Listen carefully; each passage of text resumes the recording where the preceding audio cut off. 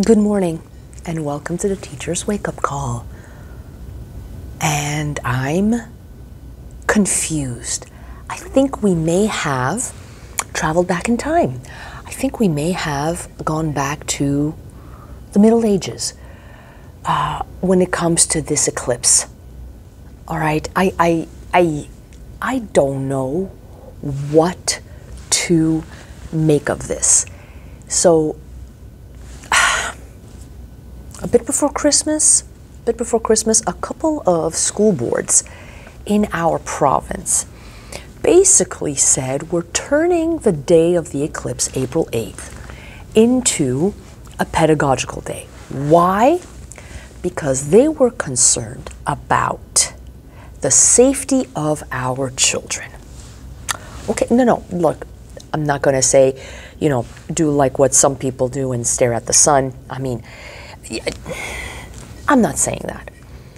I'm saying, yes, there's concerns, but is it that dangerous and that troublesome that we have to basically tell our teachers to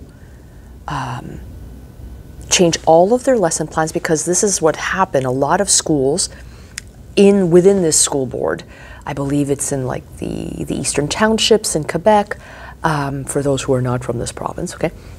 So a lot of teachers basically had planned lessons around this eclipse. They had bought the equipment, they were prepared, they were ready to basically teach our children about the eclipse and have them do it in a safe environment, in a secure environment, in an environment that was well structured, as we say in French, bien encadré.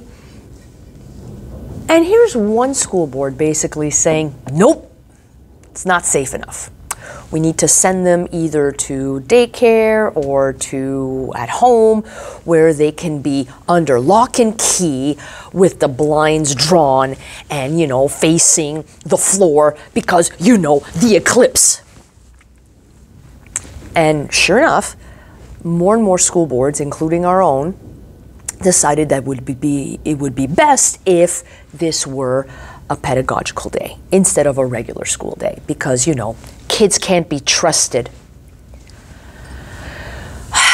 And now the government decided to get involved.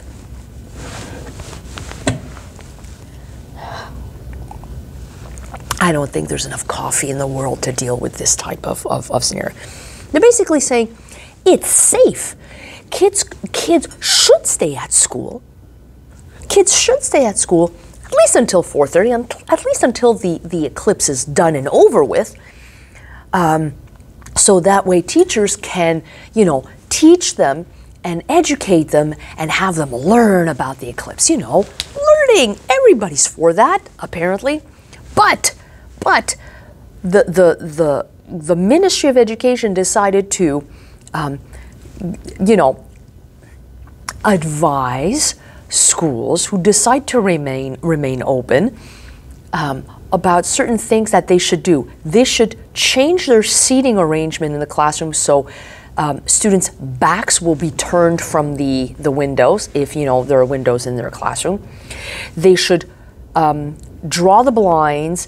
They should basically block out any type of sunlight coming into the classroom that afternoon.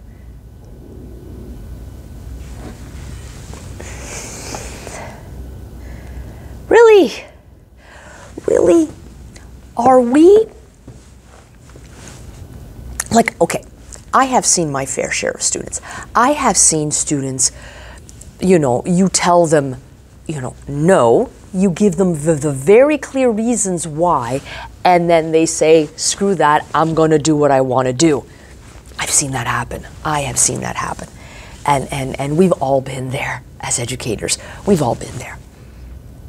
But to the point where we are so concerned and worried about the well-being of our poor little snowflakes that we have to, it's not like the sun is going to be going directly into your students' eyes when you are sitting down in a classroom, okay?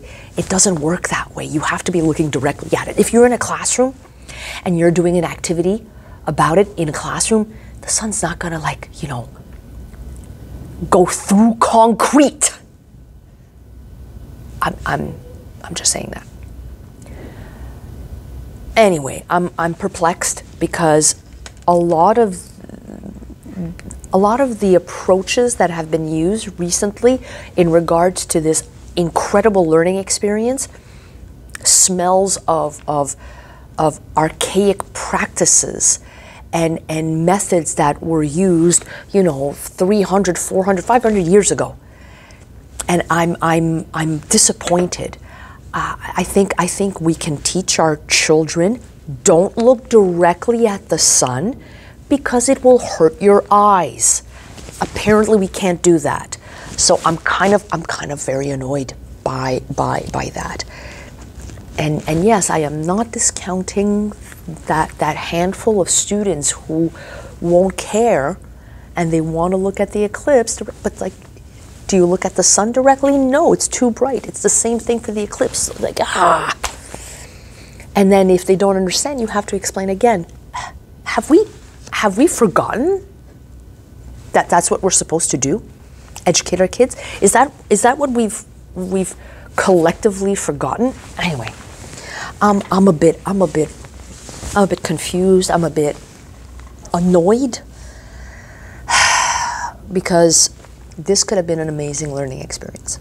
Speaking of learning experiences, I'm learning that teacher dropout, or not, I don't want to say burnout.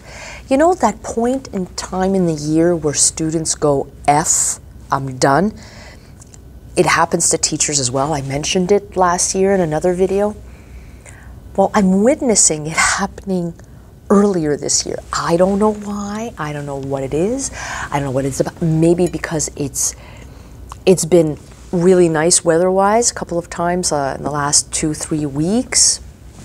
You know, was 15 degrees Celsius. And then everybody said, like, wow, it feels like we're in April, but we were only in February. Hashtag climate change. Anywho, so I think this year is weird because more teachers are just, I don't want to say giving up. That's not the word I want to use. I think it's more along the lines of there's this fatigue that settles in and we just want the year to be done. And I get it. I get it. We're all there. We're all there. And for some of us, it happens sooner. Especially, I don't want to say especially when you teach, you know, older kids. I don't want to say that because the urgency with the grade 11 students and their exams and grade 10 students and their respective exams, you cannot afford to check out. So that's the word I'm looking for, to check out. And these teachers have checked out and they are aware of it. They are acutely aware of it and they say, I don't like this feeling.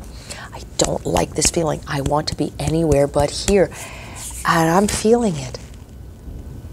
I understand. I've been there. I've been there.